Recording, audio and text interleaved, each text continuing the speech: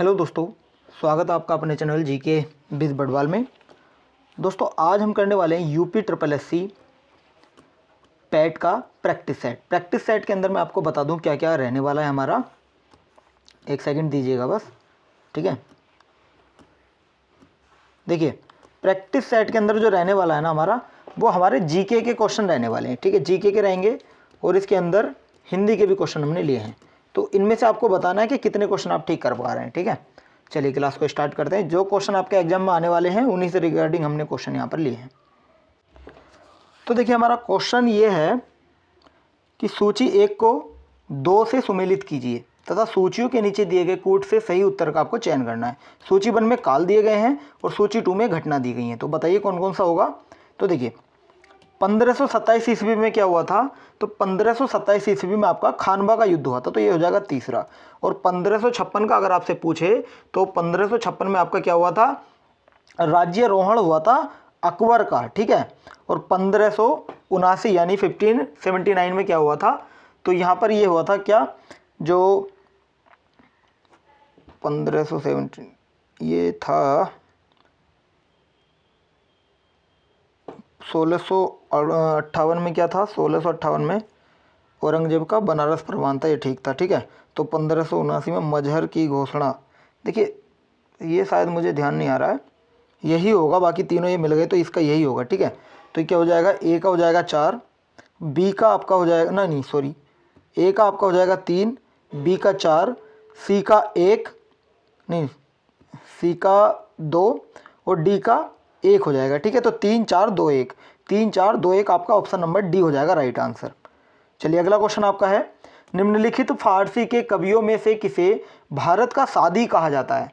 तो भारत का सादी किसे कहा जाता है, तो ये कहा जाता है किसे, अमीर हसन को कहा जाता है। ऑप्शन नंबर यहाँ ए आपका राइट आंसर हो जाएगा, अमीर हसन इनका राइट आंसर हो जाएगा। इनकी एक प्रसिद्ध कृति है, क्या प्रसिद्ध है कि कृति, उसका नाम क्या है पूछ लेता है तो आपको लगाना है क्या, तो उसका नाम है फवायद उल फवाद, क्या फवायद उल फवाद, ठीक है। ये ध्यान रखेंगे सभी। चलिए फिर अगले क्वेश्चन पर चले हम। तो अगला क्वेश्चन है, निम्नलिखित में से कौन त्रिकोणात्मक संघर्ष का हिस्सा नहीं था। बताइए कौन नहीं था, तो इसका राइट आंसर हो जाएगा आपका चोल नहीं थे। कौन, चोल। इसका राइट आंसर क्या हो जाएगा, चोल इसका राइट आंसर हो जाएगा, ठीक है। ये आपको ध्यान रखना है। चलिए अगले क्वेश्चन पर चलें। तो अगला है सीमुक। सीमुक निम्न वंशों में से किसका संस्थापक था। तो सीमुक की यहाँ बात की जाए तो ये आपका सातवाहन का संस्थापक था। किसका था, सातवाहन का ये संस्थापक था। कौन था, सीमुक था। चलिए अगले क्वेश्चन पर चलें। तो अगला है 16 महाजनपदों का उल्लेख। 16 महाजनपदों का उल्लेख आपको बताना है किस में हुआ था, ये अंगुत्तर निकाय में हुआ था। कहाँ, अंगुत्तर निकाय के अंदर हुआ था 16 महाजनपदों का जो उल्लेख किया गया है। वो कौन कौन से हैं 16 महाजनपद, तो कुछ मेरे याद हैं जो मैं आपको बता रहा हूँ। जैसे एक था काशी, ठीक है, एक था काशी, एक था मगध और एक था आपका मल्ल, ठीक है, एक था आपका कुरु, एक था पांचाल, ठीक है, हाँ, और एक था शायद सूरसेन, सूरसेन, और एक आपका था अवंती, ठीक है। इस तरह से आपके ये 16 महाजनपद थे और याद नहीं है देख लीजिएगा, ठीक है, और बाकी डिटेल में जाना है तो इसकी। चलिए अगला क्वेश्चन है, भारत के अप्रत्यक्ष निर्वाचन की प्रथा किस वर्ष में आरंभ की गई थी। तो भारत के अप्रत्यक्ष निर्वाचन की जो प्रथा थी या पद्धति थी वो आपकी 1892 यानी 1892 में आरंभ की गई थी, ठीक है। इसका राइट आंसर आपका ऑप्शन नंबर बी हो जाएगा। अगला है, आज़ाद हिंद फौज का प्रथम सेनापति था कौन। आज़ाद हिंद फौज का प्रथम सेनापति कौन था, तो आज़ाद हिंद फौज का प्रथम सेनापति मोहन सिंह थे। कौन, captain Mohan Singh. Option number A हो जाएगा आपका राइट आंसर।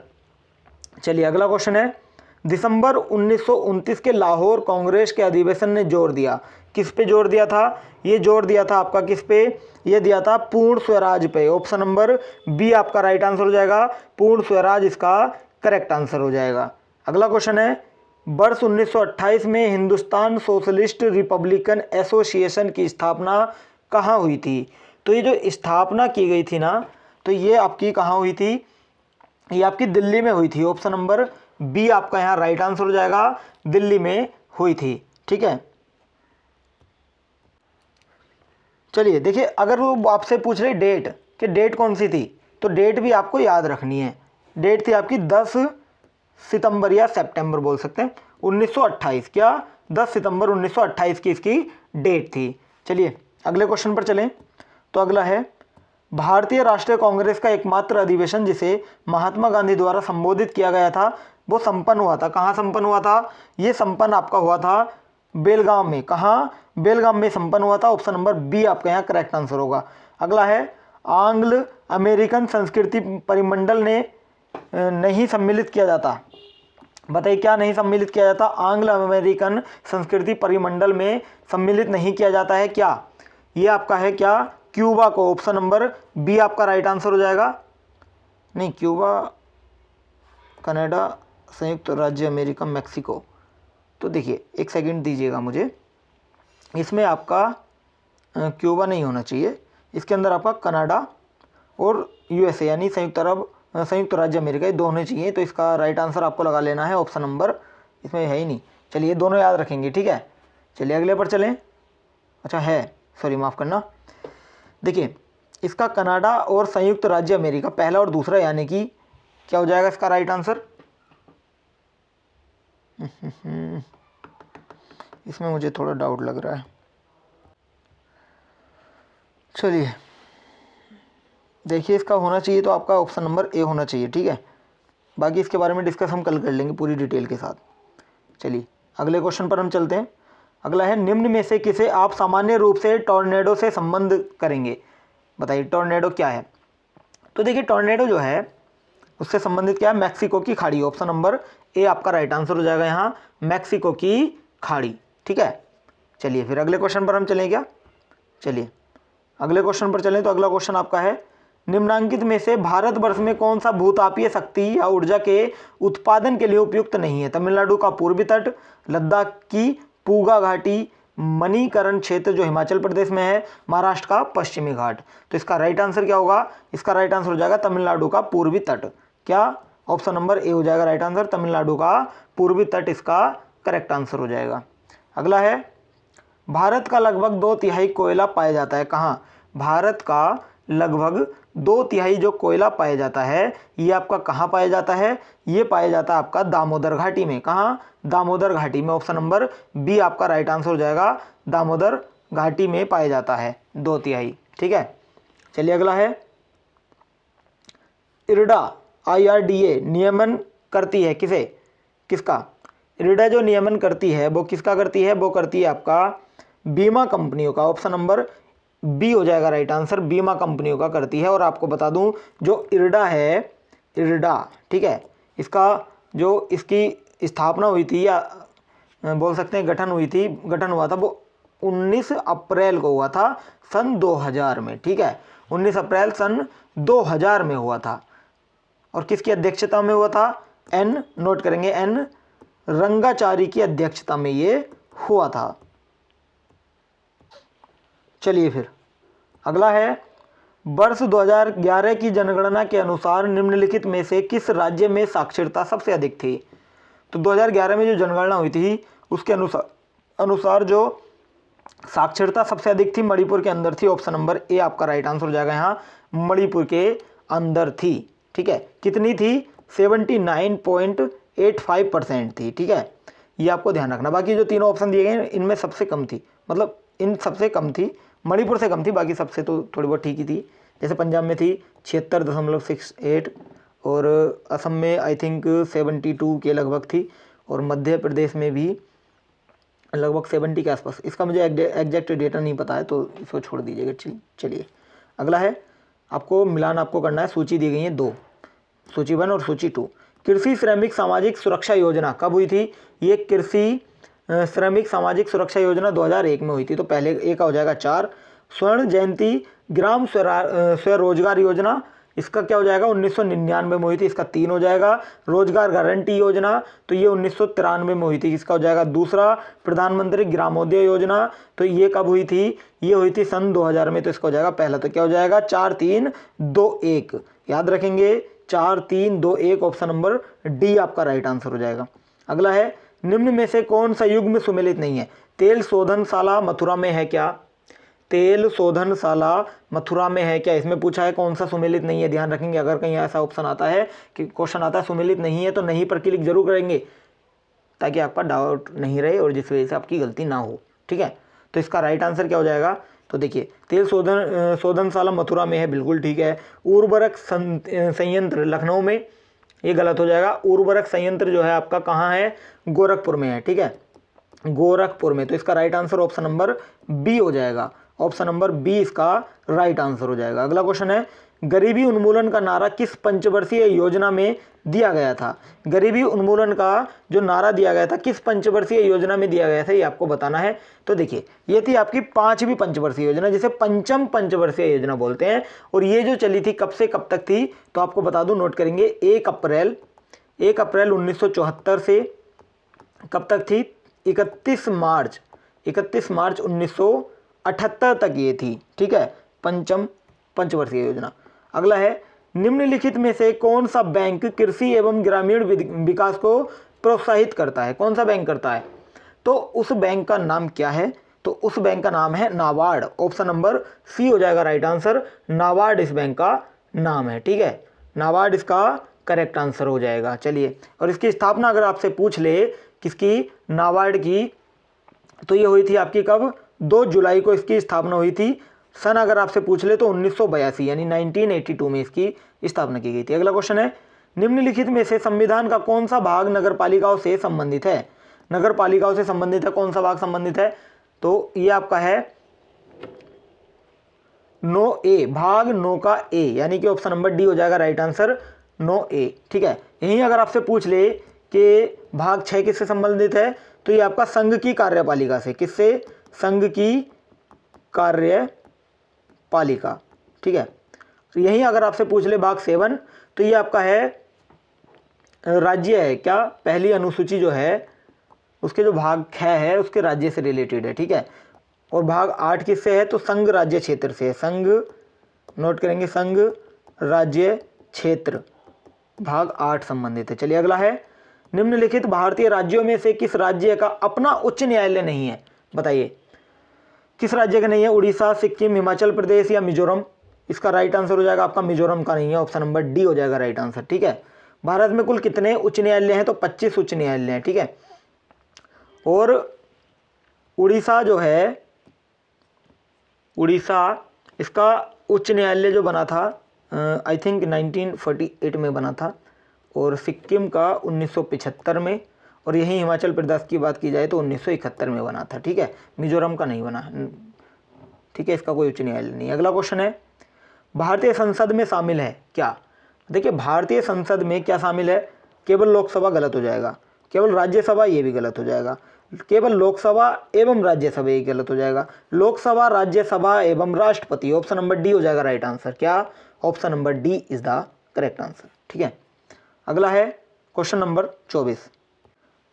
देखिए क्वेश्चन नंबर 24 क्या कहता है, निम्नलिखित में से किसकी संस्तुति पर भारतीय संविधान में मूल कर्तव्य शामिल किया गया। ये जो किया गया था, ये किया गया था स्वर्ण सिंह समिति के, ऑप्शन नंबर सी आपका राइट आंसर हो जाएगा, स्वर्ण सिंह समिति इसका करेक्ट आंसर हो जाएगा, ठीक है। अगला क्वेश्चन है, भारतीय संविधान की निम्नलिखित में से कौन सी अनुसूची राज्यसभा में स्थानों के आवंटन से संबंधित है। कौन सी अनुसूची है वो अनुसूची आपकी है चौथी अनुसूची। कौन सी, चौथी अनुसूची आपकी राज्यसभा में स्थानों के आवंटन से संबंधित है। यही अगर आपसे पूछ लेता कि तीसरी अनुसूची की बात, तो तीसरी अनुसूची किसके लिए है, ये आपके कुछ जो पद होते हैं उनके शपथ से रिलेटेड है, किससे, शपथ से। छठी अनुसूची की यहाँ बात कर ले तो ये आपकी किससे है, उपबंध से है, किसके उपबंध से, जो जनजाति क्षेत्र के प्रशासन है उनके, यानी कि मैं पूरा डिटेल में बताता हूँ, नोट करेंगे, ठीक है। छठी अनुसूची किससे, जैसे मेघालय है, ठीक है, मेघालय है, त्रिपुरा है, और आपका मिजोरम है, मिजोरम, और हाँ एक है आपका असम। ठीक है, ये जो राज्य हैं इनमें जो जनजाति हैं, कौन सी जनजाति क्षेत्र के जो प्रशासन है उनके विषय में उपबंध है। ठीक है, चलिए अगला क्वेश्चन है, रक्त कैंसर को नियंत्रित करने के लिए उपयोग किया जाने वाला रेडियोधर्मी समस्थानिक है कौन सा? तो ये है आपका फास्फोरस 32 यानी फास्फोरस 32। इसका right answer option number A आपका राइट आंसर हो जाएगा। ठीक है, इसका प्रयोग काय में करते हैं? रक्त कैंसर में, जैसे ल्यूकीमिया बोलते हैं, क्या ल्यूकीमिया।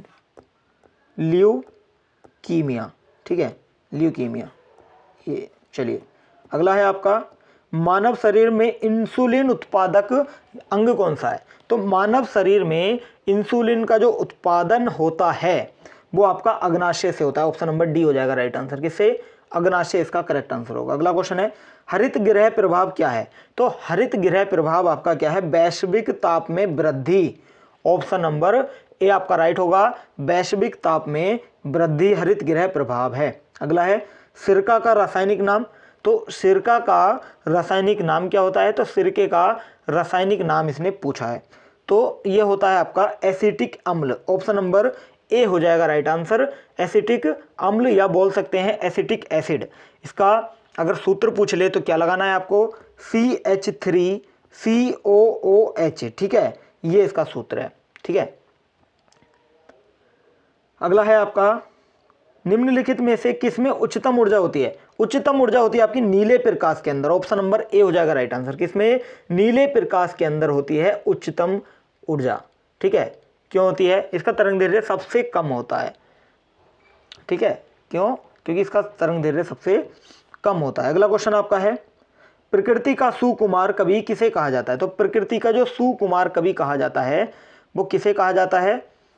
सुमित्रा नंदन त्रिपाठी निराला को। ऑप्शन नंबर नहीं, एक सेकंड, त्रिपाठी निराला नहीं, सुमित्रा नंदन पंत, ये सूर्यकांत त्रिपाठी निराला, माफ करना गलती हो गई है। चलिए, सुमित्रा नंदन पंत ऑप्शन नंबर ए आपका राइट आंसर हो जाएगा। सुमित्रा नंदन पंत को प्रकृति का सुकुमार कहा जाता है। ठीक है, अगला है आपका, चलिए इनके बारे में बात की जाए, महादेवी वर्मा के। तो महादेवी वर्मा को क्या बोला जाता है? इनका उपनाम है, नोट करेंगे, आधुनिक युग की मीरा। आधुनिक युग की मीरा। ठीक है, यहीं अगर आपसे पूछे जयशंकर प्रसाद, जयशंकर प्रसाद का क्या हो जाएगा? एक सेकंड, माफ करना, कुछ बैक में पीछे कुछ साउंड आ रहा होगा, आपको थोड़ा मैनेज कर लीजिएगा। ठीक है, चलिए देखिए, जयशंकर प्रसाद को किस उपनाम से जानते हैं? ये जानते हैं, नोट करेंगे, प्रेम और सौंदर्य, प्रेम और सौंदर्य का कवि। ठीक है, प्रेम और सौंदर्य का कवि। ठीक है, कौन रह गए क्या भी? हाँ हो गए। चलिए ये रह गए सूर्यकांत त्रिपाठी निराला। इन्हें क्या बोला जाता है? इन्हें बोला जाता है, नोट करेंगे, छायावाद का शलाका पुरुष।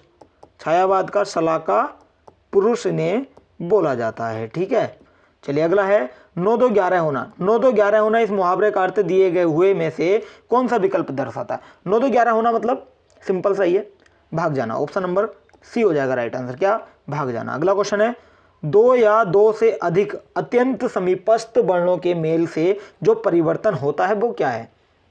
तो वो होता है आपका क्या? 2 या 2 से अधिक अत्यंत समीपस्थ वर्णों के मेल से जो परिवर्तन होता है वो संधि होता है। ऑप्शन नंबर डी हो जाएगा राइट आंसर, क्या? संधि इसका करेक्ट आंसर हो जाएगा। ठीक है, अगला है,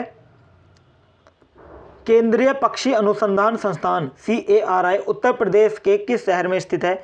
तो ये आपका किस शहर में है? तो ये है आपका किस में? बरेली में। ऑप्शन नंबर बी हो जाएगा राइट आंसर, बरेली के अंदर स्थित है। इसकी स्थापना 1979 में हुई थी, यानी 1979 में हुई थी। अगला क्वेश्चन है, राष्ट्रीय मतदाता दिवस कब मनाया जाता है? तो राष्ट्रीय मतदाता दिवस 25 जनवरी को मनाया जाता है। ठीक है, 25 जनवरी को मनाया जाता है राष्ट्रीय मतदाता दिवस। और आपको बता दूं कि 25 माफ करना, एक इसके अंदर क्या है? 25 जनवरी, तो इसका right answer option number B हो जाएगा। यहीं आपसे अगर 15 जनवरी का पूछ ले तो ये आता है थल सेना दिवस, क्या? थल सेना दिवस। ठीक है, ध्यान रखेंगे। चलिए अगला क्वेश्चन आपका है, निम्न में से कौन सा उत्तर प्रदेश का शास्त्रीय नृत्य है? तो शास्त्रीय नृत्य कौन सा है उत्तर प्रदेश का? कथक है, क्या?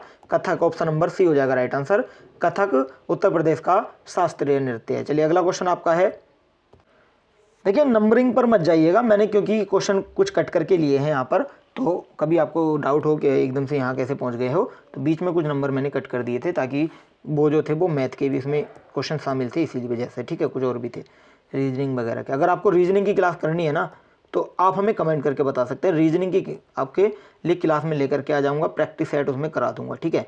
एक बार पढ़ के देखिएगा, अगर आपको सही लगे रीजनिंग मैं ठीक से समझा पाऊँ आपको, तो आप हमारे साथ रेगुलर बने रह सकते हैं।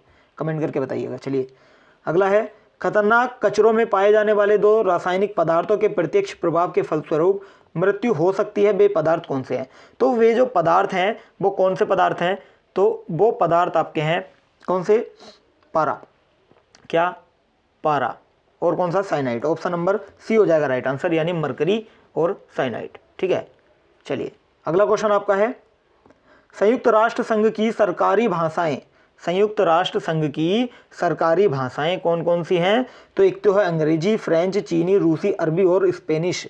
ऑप्शन नंबर ए ही आपका राइट आंसर हो जाएगा, ठीक है। चलिए अगला क्वेश्चन है, सूर्य की किरणों को पृथ्वी तक पहुंचने में लगभग कितना समय लगता है, सूर्य की किरणों को पृथ्वी तक पहुंचने में लगभग कितना समय लगता है।